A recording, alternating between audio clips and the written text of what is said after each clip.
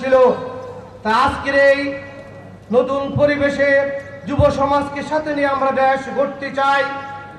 যুবকরাই দেশের পরিবর্তন আনতে পারে। আমাদের প্রিয় নবী বলেছেন, নাসারানি শাবাব ও খালাফানি শুয়ুখ, যুবকরা আমাকে সাহায্য করেছে এবং বৃদ্ধ আমার বিরোধিতা করেছে।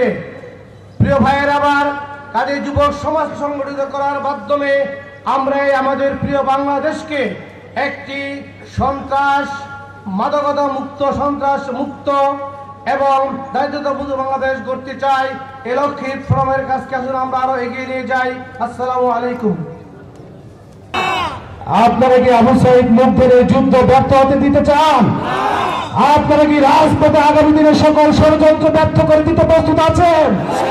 ইনশাআল্লাহ।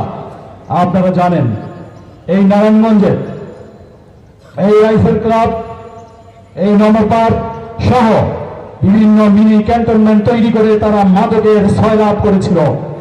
তারা এখান থেকে মাদক সাপ্লাই করে দেশের যুব সমাজকে ধ্বংস করার চেষ্টা করেছিল। কিন্তু আমরা আমাদের ইমানের দায়িত্বে আমরা বলিষ্ঠ ভূমিকা রাখতে পারিনি। আমাদের নেতৃবৃন্দ যারা বলিষ্ঠ ভূমিকা রেখেছেন তাদেরকে অন্যায়ভাবে তারা শহীদ করেছে। তাই আজকের এই ইউথ ফোরামের প্রোগ্রাম থেকে একটি ঘোষণা দিতে চাই, এই মাদক মুক্ত নারায়ণগঞ্জ গড়ার জন্য অলিতে গলিতে ইউথ ফোরামের নেতৃত্বে আমরা কমিটি গড়ে তুলব এবং মাদকের বিরুদ্ধে দুর্বার আন্দোলন করে তুলব ইনশাআল্লাহ। সেই দুর্বার আন্দোলনে ইউথ ফোরামের সাথে থেকে সবাইকে সামনে আসার জন্য, এগিয়ে আসার জন্য উদাত্ত আহ্বান জানিয়ে আমি আমার সংক্ষিপ্ত কথা এখানে শেষ করছি। আসসালামু আলাইকুম ওয়া রাহমাতুল্লাহি ওয়া বারাকাতুহু। 1952 সালে ভাষা আন্দোলন করেছিলাম, আমাদের মাতৃভাষাকে ছিনিয়ে এনেছিল বাংলার দমন ছিল না, ঠিক কিনা?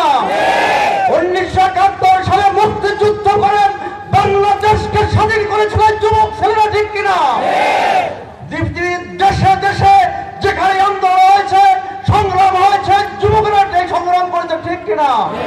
সর্বশেষ 2024 সালে ফ্যাসিবাদের বিরুদ্ধে আন্দোলন করে বাংলাদেশকে নতুন করে স্বাধীন করেছে বাংলাদেশের যুবকেরা, ঠিক কিনা?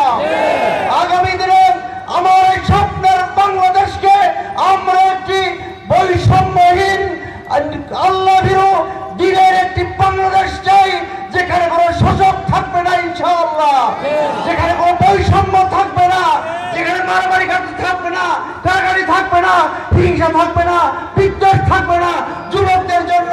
সেজন্য ময়দানে ঝাঁপিয়ে পড়তে হবে ইনশাআল্লাহ। আসুন আগামী দিনে কাঙ্ক্ষিত স্বপ্নের বাংলাদেশ গড়ার জন্য যুবকদেরকে আহ্বান জানিয়ে আমি আমার বক্তব্য